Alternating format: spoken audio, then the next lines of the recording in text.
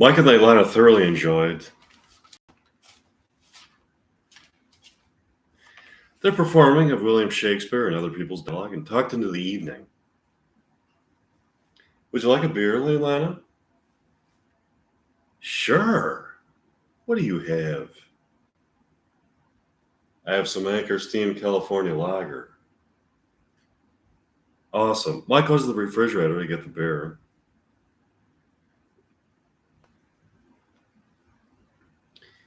What do you think about when you're here all alone?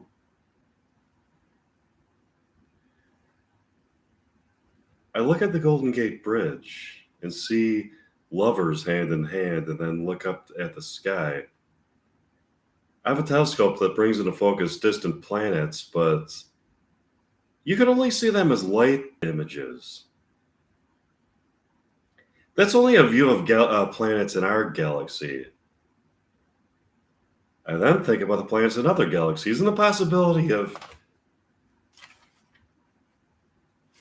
intelligent life on other planets. We haven't found intelligent life in our galaxy so far. There may have been intelligent life in our galaxy or on other planets eons ago. I then wonder that if there was intelligent life on other planets, what kind of society they had or have. I wonder if it is possible that there is or ever was a kind of utopian society anywhere in the universe where life was or is a blissful dance of unmitigated pleasure and romance. If so, I wonder if these pleasures are so acute that they transcend any earthly pleasure we can experience, placing souls forever suspended in a state of heightened sensory engagement. It would be similar to that feeling you get when you first fall deeply in love with another person and your world is suddenly raised to a higher plateau. That feeling would be intensified there and would be something you would feel eternally with your lover. That would be so beautiful. Do you want to go to Pancakes by the Bay for breakfast tomorrow? Sure. Michael and Lana went to Pancakes Bay for breakfast and coffee the next morning and got their usual table by the booth. Penelope took their order. What do you people want? I'll have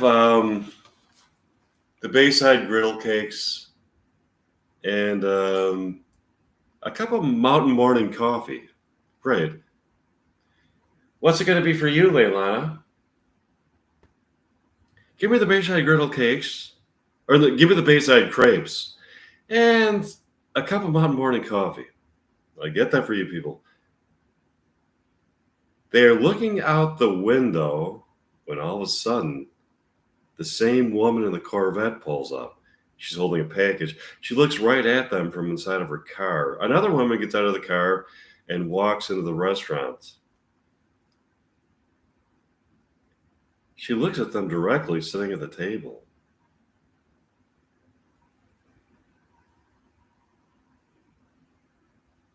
Can you guess what's inside this package?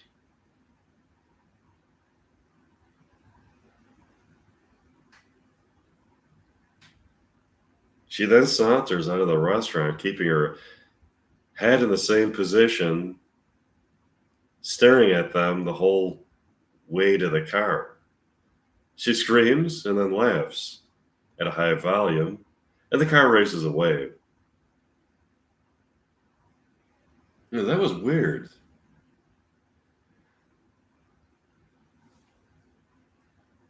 Yeah. Would you like to go back to your condominium praise more William Shakespeare dialect or some more dialect? Michael and Lana went back to Mike's condominium praise more dialect. Michael and Lana got up there early the next morning, went to Peggy's by the Bay for breakfast and coffee. They got their usual table by the window. Penelope, their favorite waitress, took their order.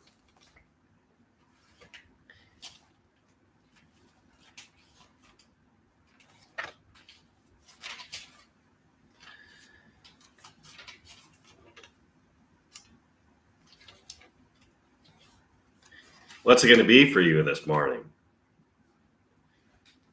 Give me the Bayside griddle cakes. Mm, a cup of Mountain Morning coffee. Got it. What will you have? Elder succulent crepes and a cup of Mountain Morning coffee. Coming right up. Penelope goes there to get their food and coffee, and they start talking.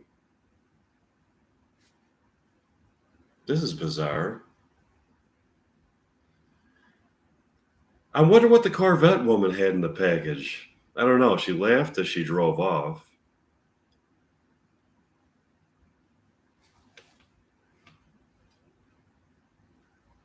I wasn't sure if it was a sinister laugh or a jovial laugh. This Corvette woman seems to be an important character in the fabric of human interaction. The packages that she passes back and forth to other people are not very often revealed as to what they contain, but when they are, seem to demonstrate that their contents are extremely important. I agree. All of a sudden, Penelope, the waitress, um, comes up to them. Hi, Penelope. What's up? I'm like, hi, Leilana. Can I let you people in on something? Sure. What is it, Penelope? I enjoy being a waitress here and talking to fine people like you, but I have got some higher ambitions in life. What are they? My goal here has always been to be a filmmaker. I have been waiting to be inspired, and I finally have a great idea for a movie. As a matter of fact, the movie has already been shot, and I just need a movie company to fund it.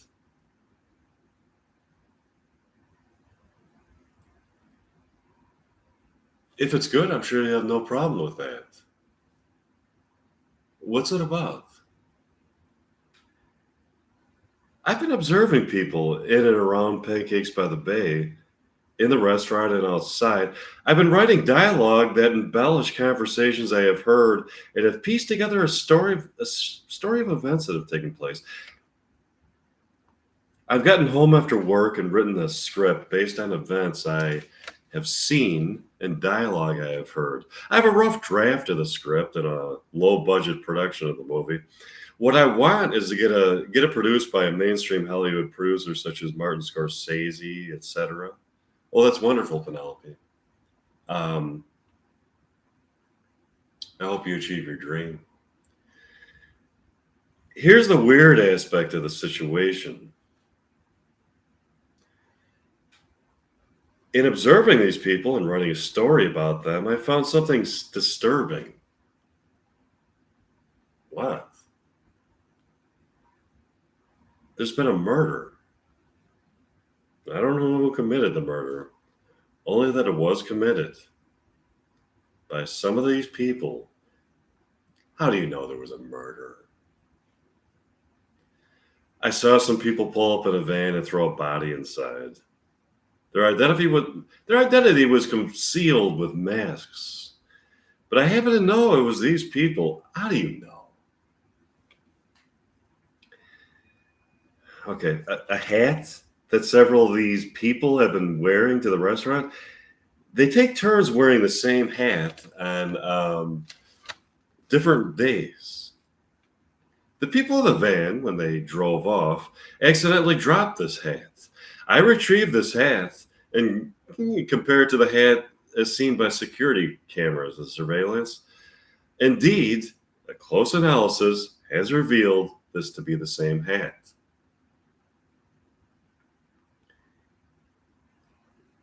Can't you deduce from that that it must have been one of the people who wore the hat? Well, the problem is that almost everybody that comes in here tries on that hat. It's a beautifully rare hat that people want to try on.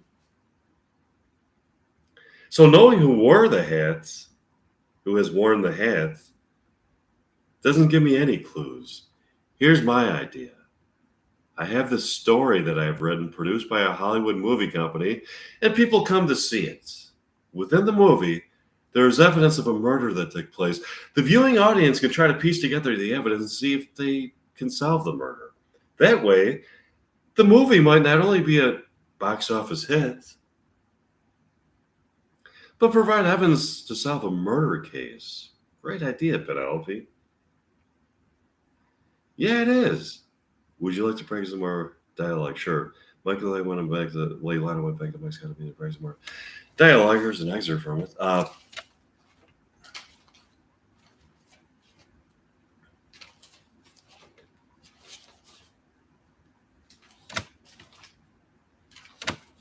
Michael and Leilani went back to Pancakes by the Bay the next morning for breakfast and coffee. Penelope took the order. What's it going to be for you this morning? Give me the mountain morning coffee and Bayside griddle cakes. And for you? Give me the mountain morning coffee and Bayside crepes. Sure, I'll have that for you.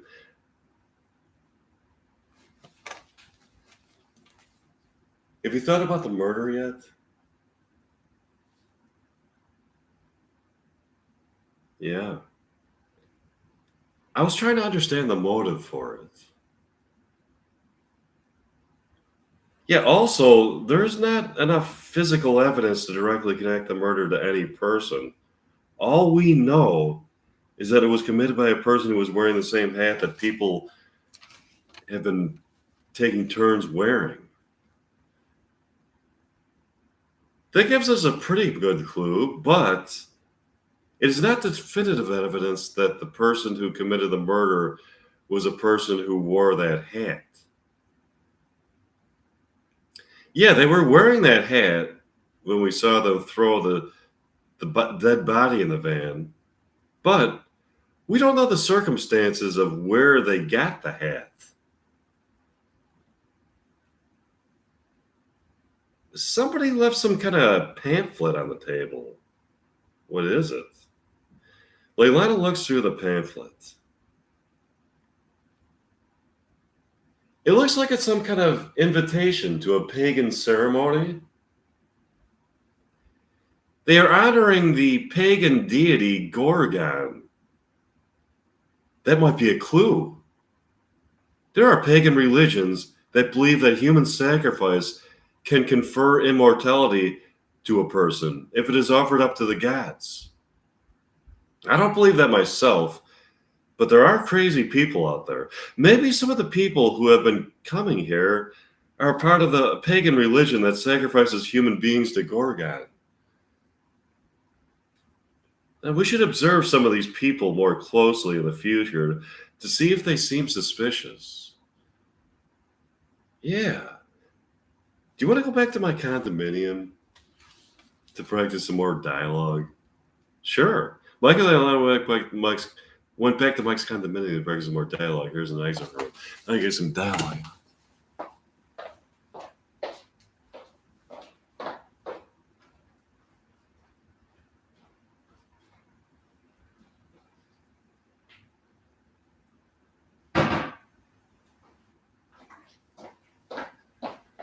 Okay.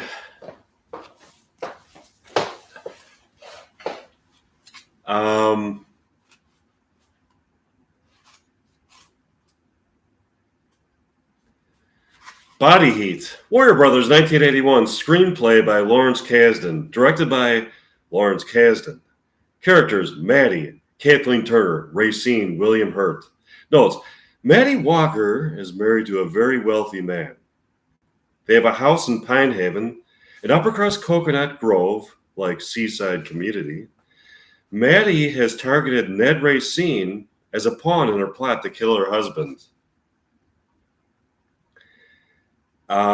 She wants her husband out of the way so she can enjoy his wealth alone. Ned notices Maddie standing alone on the boardwalk in Miranda Beach, the middle-class beach town nearby. Ned is a small-time ambulance-chasing lawyer. Exterior. The beachfront walkway. Night. The woman, Maddie, has walked to the rail. She stands there now lighting a cigarette. She presents her face to the ocean, hoping for a breeze. That's a great line. Now, that's good writing. Just to think about wording something that way, she presents her face to the ocean, hoping for a breeze. And that's actually a brilliant line. Okay. We move in on her with Racine. Racine lights a new cigarette and smiles at her. She looks at him, and for an instant, her eyes race over his body. Then she looks back at the ocean. You could stand here with me if you want, but you'll have to agree not to talk about the heat. She looks at him, and there is something startling about the directness of her gaze. When she speaks, she is cool without being hostile. I'm a married woman. Meaning what? Meaning I'm not looking for company. She turns back towards the ocean. Then you should have said I'm a happily married woman. That's my business. What? How happy I am. And how happy is that? She looks at him curiously. She begins walking away, walking slowly along the rail. He walks too. You're not too smart, are you? Racine shakes his head no. I like that in a man. What else you like? Ugly, lazy, horny? I got 'em all. You don't look lazy, smiles. Tell me, does chat like that work with most women? Some, if they haven't been around much. I wondered, though maybe I was out of touch. She stops again at the rail as a small breeze blows in from the ocean. She turns her back to it, and then with her cigarette dangling from her lips, she uses both hands to lift her hair up off her nape. She she closes her eyes as the air hits her. Racine watches very closely.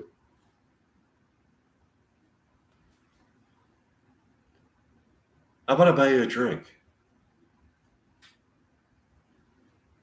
I told you. I'll buy him one too. He's out of town.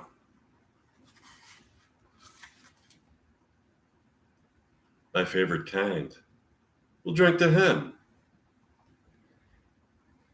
He only comes up on the weekends. Maddie lets her hair fall and again begins moving down the walkway. She drops her cigarette and steps on it. I'm liking him better all the time. You better take me up on this quick.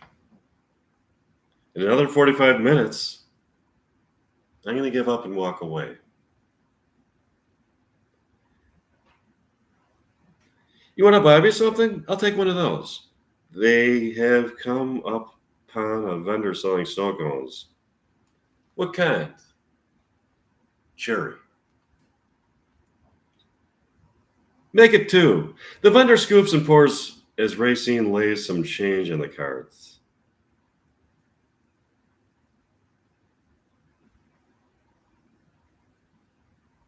You're not staying in Miranda Beach. I would have noticed you. Is this town that small? Racine hands her a snow cone. They walk over to the rail. Racine watches her eat the snow cone with enormous interest.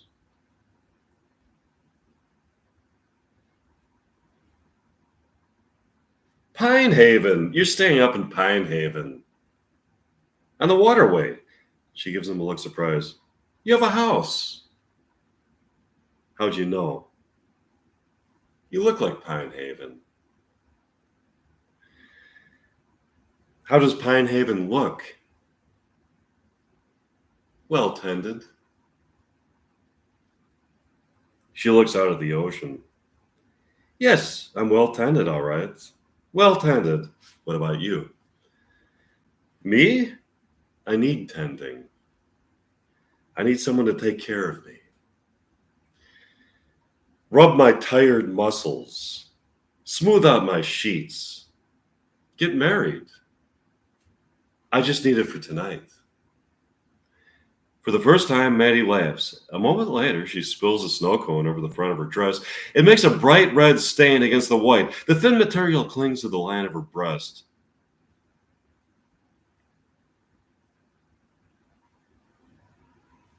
Good. Nice move, Maddie. Maddie, like, right over here. This is going. I asked you not to talk about the heat.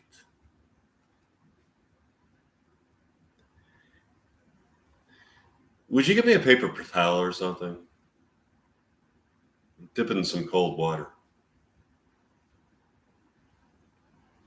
Racine starts toward the restroom nearby. Right away.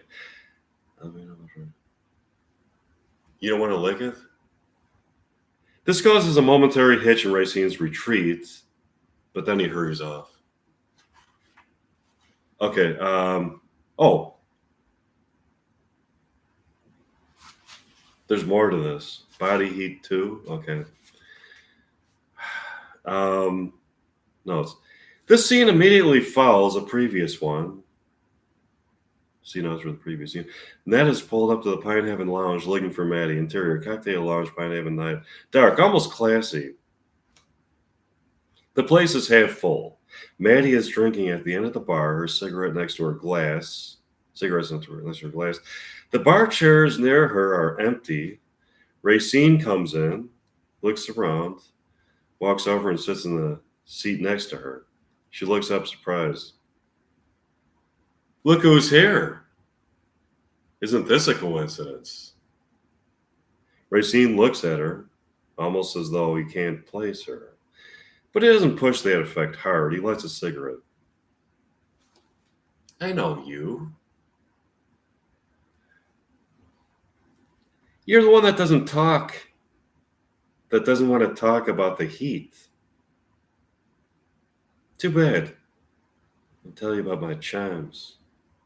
What about that? The wind chimes on my porch.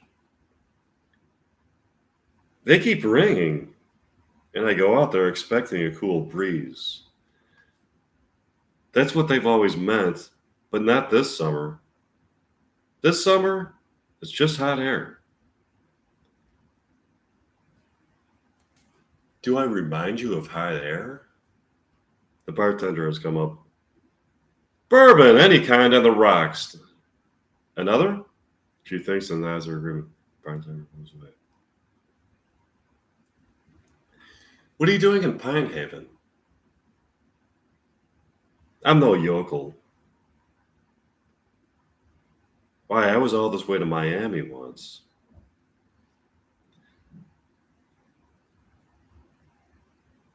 The bartender brings her drinks and leaves. I'm not that eager. What's your name, anyway? Ned Racine. Maddie Walker. She takes his hand and shakes it. Racine reacts strangely to her touch and doesn't let go right away. She gently frees it and then refers to his look as he picks up her drink. Are you all right? Yes, my temperature runs a couple degrees high. I'm around 100 all the time. I don't mind it. It's the engine or something.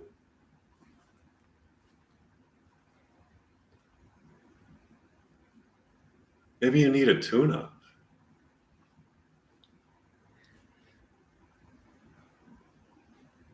Don't tell me I have just the right tool. I don't talk that way. How'd you find me, Ned? Racine gives her a look. This is the only joint in Pine Haven. Racine gives her a look. How'd you know I drink? You seem like a woman with all the vices. You shouldn't have come. You're going to be disappointed. Racine looks out over his drink. Several of the men in the place are looking at them. What did I do? Indicating Racine's shirt. A lot of them have tried that seed. You're the first one I've let stay.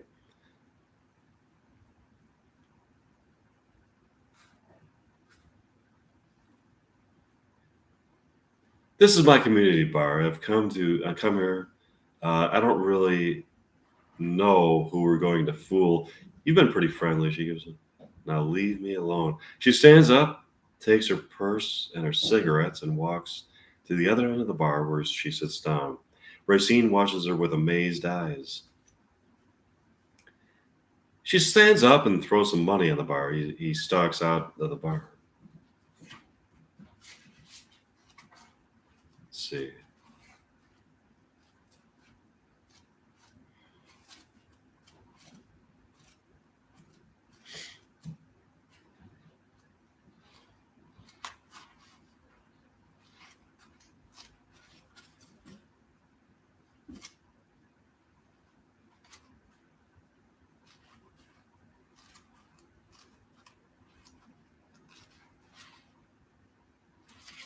Pulp Fiction.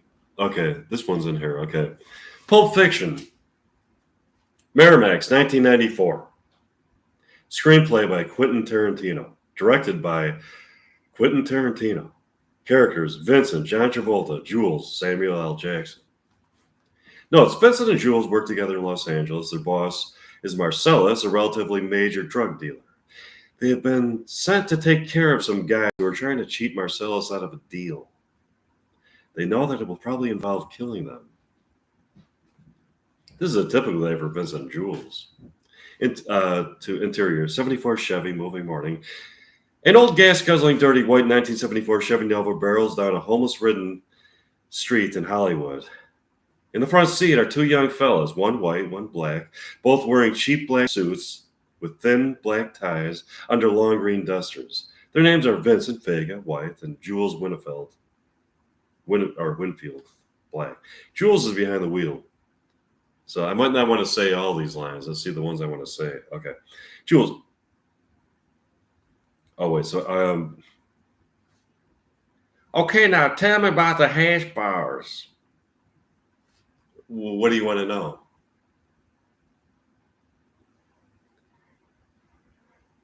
Well, hash is legal here, right? Yeah, it's legal, but it ain't 100% legal. I mean, you can't walk into a restaurant, roll a joint, and start puffing away. You're only supposed to smoke in your home or certain designated places. Those are the hash bars? Yeah, it breaks down like this. It's legal to buy it. It's legal to own it. And if you're the proprietor of a hash bar, it's legal to sell it. It's legal to carry it, which doesn't really matter because get a load of this. If the cops stop you, it's illegal for them to search you. Searching you is a right that the cops in Amsterdam don't have. That did it, man. I'm fucking going. That's all there is to it. You'll dig it the most. But, what the funniest thing about Europe is? What? It's the little differences. A lot of the same shit we got here, they got there. But they're a little different. Example?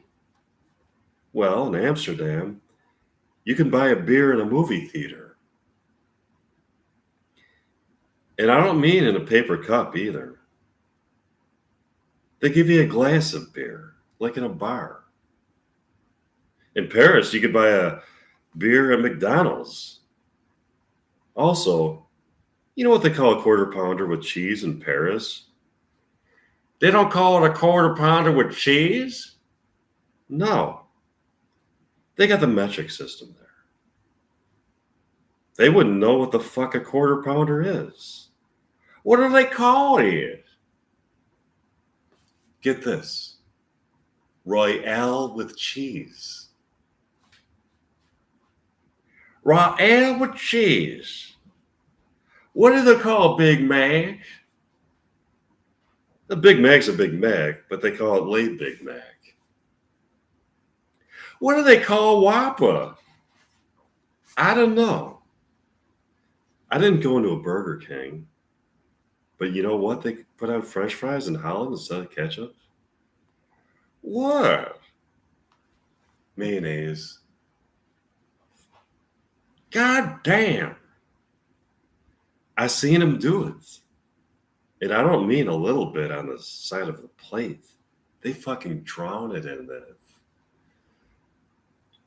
Gosh. Interior Chevy truck, morning. The trunk of the Chevy opens. Jules and Vincent reach inside, taking out 45 automatics, loading and cocking them. We should have shotguns for this kind of deal. How many up there? 3 or 4. So there could be 5 guys up there. It's possible. We should have fucking shotguns. They close the trunk. Exterior apartment building courtyard. Vincent and Jules are long matching overcoats, practically dragging on the ground, walk through the courtyard of what looks like a hacienda-style Hollywood apartment building. We trek alongside. What's her name? Meyer. How did Marcellus and her meet? I don't know. However people meet people. Did she ever do anything I would have saw? I think her biggest deal was she starred in a pilot. What's a pilot? Well, you know the shows on TV? I don't watch TV. Yeah, but you're aware that there's an invention called television, and on that invention, they show shows. Yeah. Well, the way they pick the shows on TV is they make one show. That show's called the pilot. And they show that one show to the people who pick the shows. And on the strength of that one show, they decide if they want to make more shows. Some get accepted and become TV programs, and some don't and become nothing. She starred in one of the ones that became nothing. They enter the apartment building. Interior reception area. Apartment building, morning. Vincent and Jules walk to the reception area and wait for the elevator. You remember Antoine Rockamora, half black, half Samoan? You used to call him Tony Rocky Horror. Yeah, maybe. Fat, right? I wouldn't go so far as to call his brother fat. He's got a weight problem. What's he going to do? He's Samoan. I think I know who you mean. What about him? Well, oh no, I don't want to say that. Okay, let's go on to another script now. Okay. Let's see.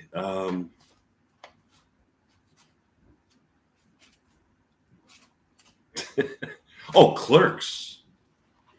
Miramax, 1994. Okay.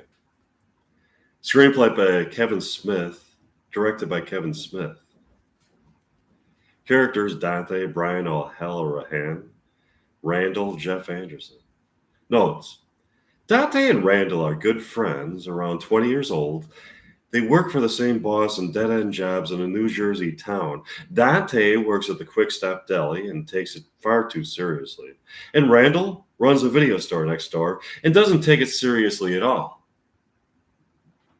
Dante has a girlfriend, Veronica, who goes to college and is urging him to do the same. He has an ex-girlfriend, Caitlin, that he obsesses about and has been talking to her lately on the phone. She has a boyfriend but hasn't told Dante about him yet, and Dante is fantasizing about a reunion. Randall's an easygoing stoner who lives in the moment and has no illusions about where his life is going. He can be obnoxious and sensitive at the same time. Clerks follows this hapless pair through the course of a very bad day. Dante has already been called into work on his day off and had a fight with Veronica over her sexual partners. Randall comes over to the deli to visit. Terry of convenience store date. Randall pulls a soda from the cooler. Want something to drink? I'm buying. No thanks. Who was on the phone this morning about 2:30? I was trying to call for a half an hour. Why? I wanted to use your car. He walks by a row of snacks and grabs one without looking at it. Snack cake. Dante sits in his seat behind the register. Randall grabs a paper and joins him behind the counter. You don't want to know. You called Caitlin again. She called me. Did you tell Veronica?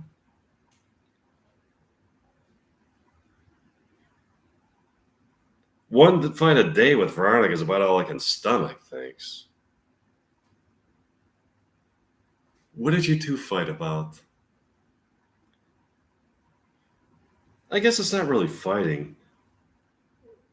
She just wants me to leave here, go back to school, get some direction.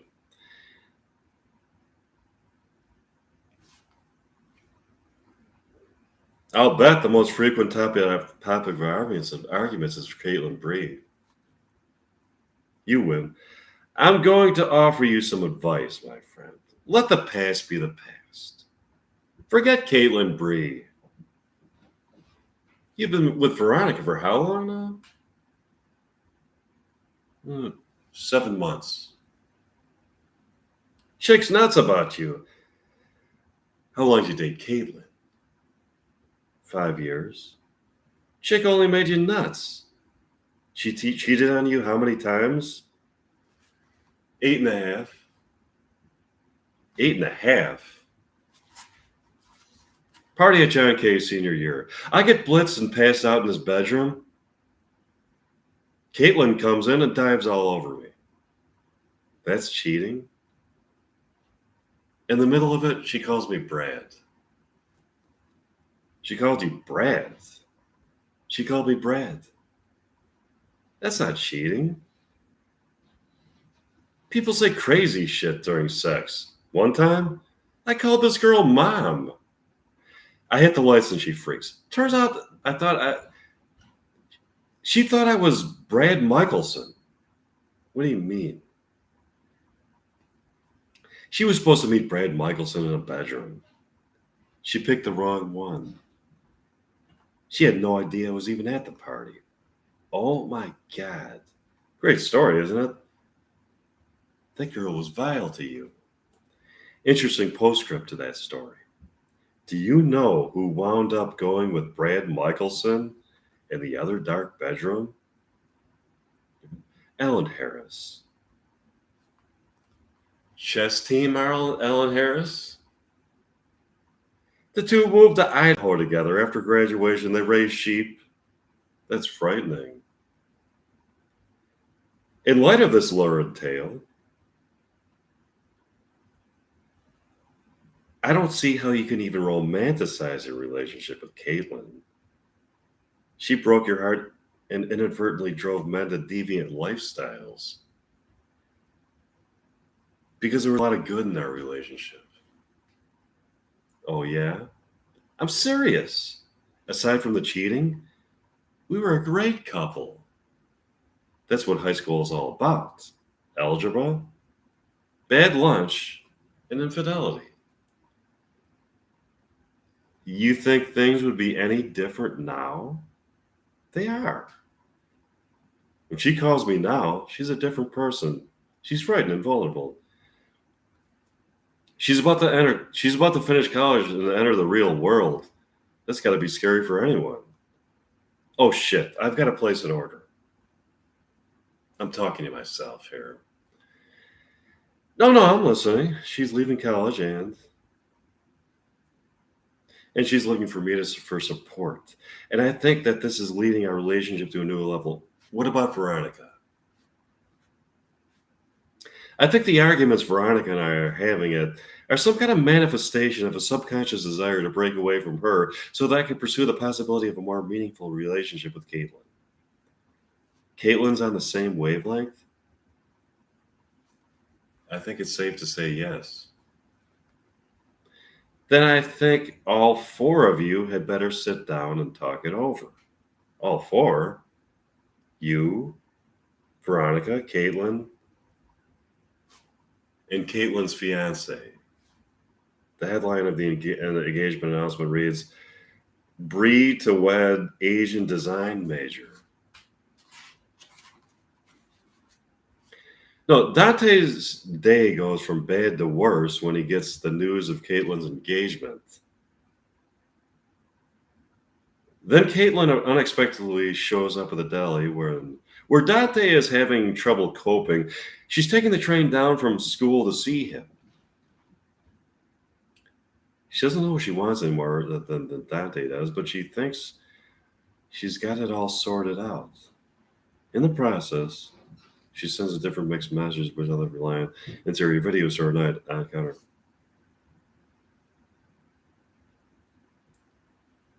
You're just gonna lock the store like that?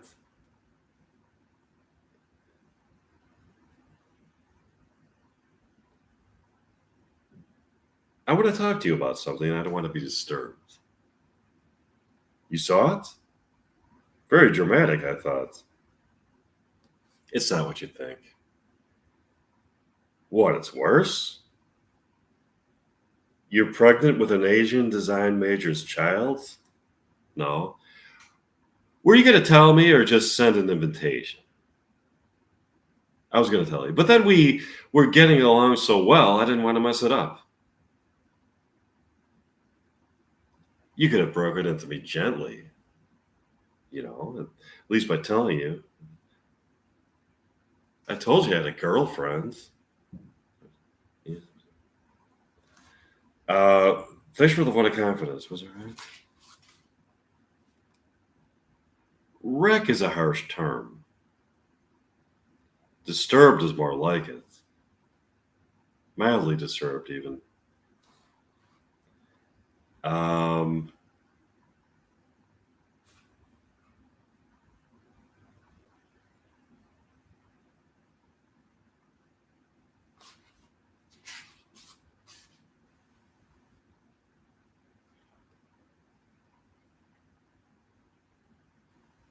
I don't know. Maybe we should just see what happens. Let me take you out tonight. You mean on a date? Yes, a real date. Dinner and a movie. The Dante Hicks dinner and a movie. You have a better suggestion? I'm going to listen. What am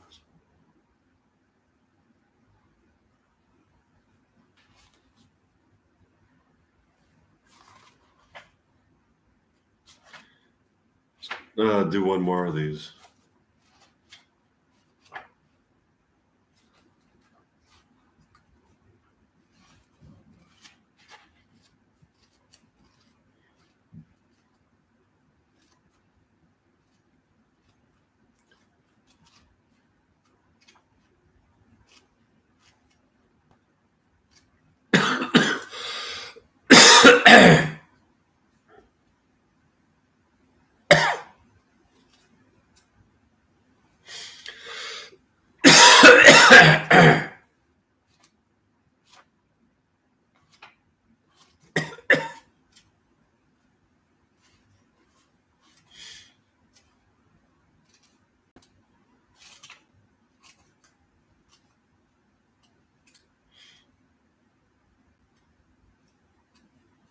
Broadcast news.